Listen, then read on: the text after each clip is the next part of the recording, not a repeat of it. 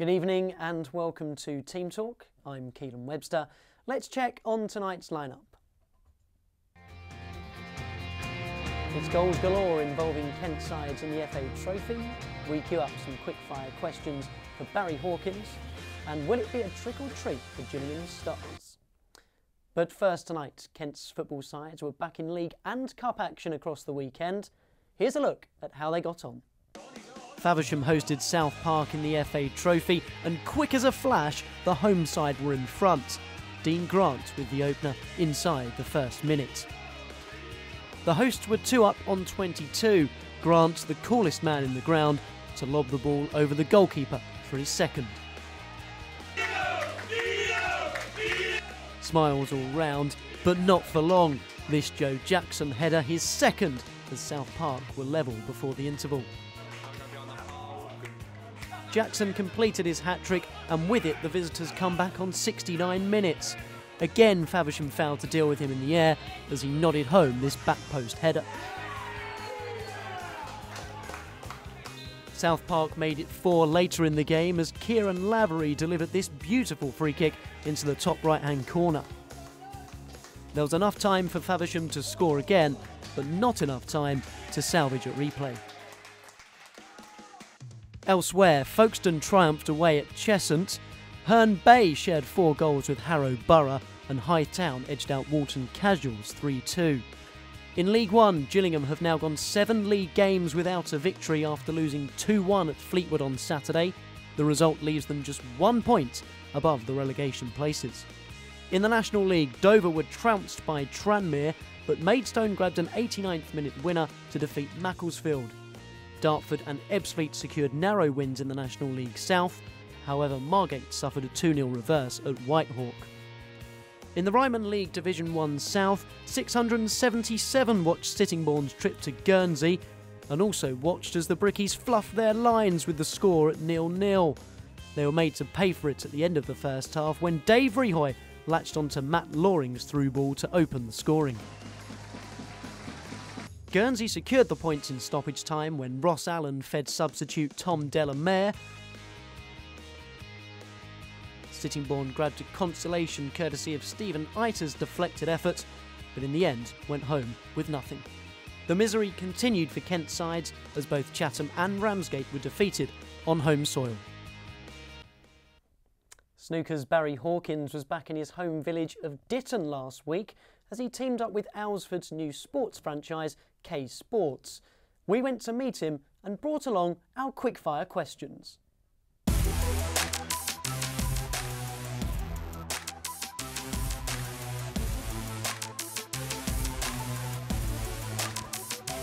Definitely the World Championship final against Ronnie O'Sullivan. He played at the top of his game and I played at the top of my game, so it was a great standard final. Wasn't many balls missed over that long distance, so and it's the best experience really I've ever had on a snooker table. So yeah, that one will always stick in my mind.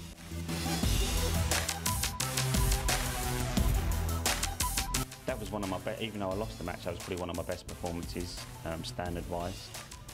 But I've won a few tournaments and I've had to play really well. So yeah, if you win a tournament, then you have to play pretty consistent throughout the whole tournament. So yeah, I can't really pinpoint one, but I suppose the Ronnie game will always, as I say, stick.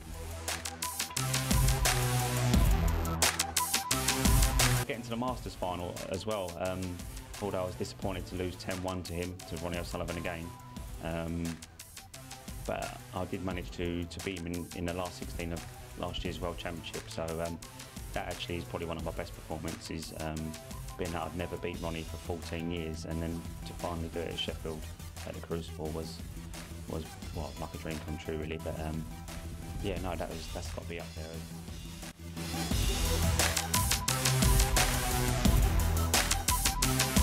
Keep talking about Ronnie O'Sullivan, yeah, but he's in my eyes, he's the best ever.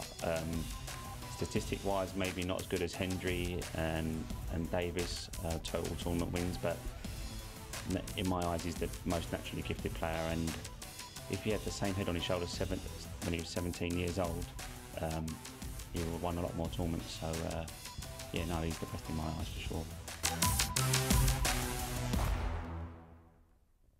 And finally, with Halloween in mind, we went to Priestfield for a spooky Q&A with the Gills squad. But little did they know that Max Amer and Bradley Dack were lurking close by.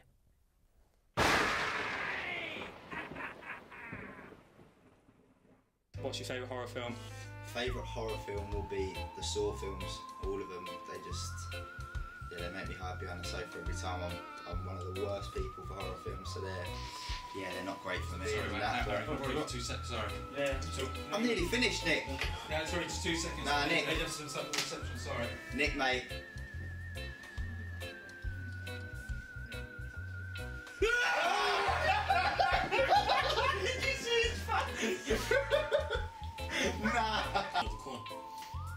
Who's the scariest player you've ever come up against? Scariest player? Yeah.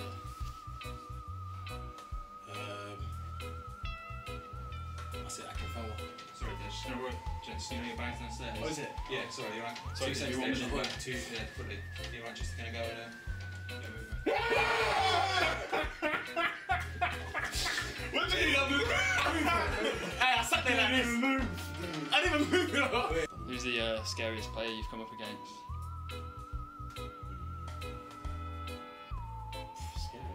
I'd say Odin Igalo because he elbowed me in the face. 2 seconds, sorry. Is that alright? This is part of the thing, isn't it? Huh? This is part of it. 100%. Yeah. 100%. That's up. 100%. They're going to try and scare us, 100%. 100%. I feel like a horror film has to be Sinister. Sorry, mate. Sorry, Pads. Can I get for 2 seconds? Oh, sorry. Sorry, Pads. 2 minutes. No, 2 seconds. Sorry. Yeah.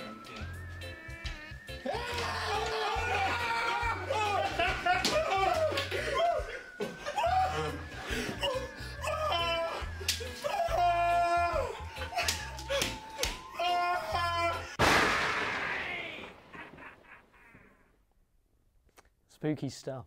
That's all from us this evening. Don't forget to follow us on Twitter, Instagram and Snapchat using the handle KM_TeamTalk. We'll be back next Monday. Until then, good night.